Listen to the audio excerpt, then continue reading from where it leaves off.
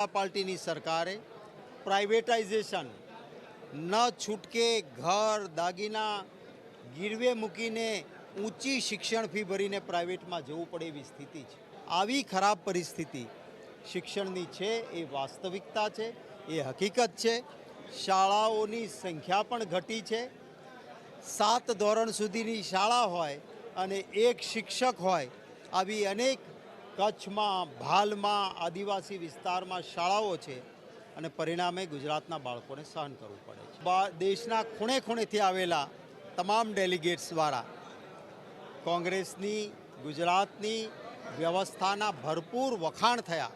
એ મારા કારણે નહીં, આ મિત્રો જે કોંગ્રેસ પરિવારના કાર્યકર્તાઓ છે એમના કારણે થયા છે। ઘરમાં પ્રસંગ હોય અને ઉત્સાહભેર કામ કરે, મોટામાં મોટો વ્યક્તિ નાનામાં નાનું કામ કરે એ રીતે કોંગ્રેસ પરિવારના મિત્રોએ કામ કરીને એઆઈસીસીના અધિવેશનને દીપાવ્યું છે।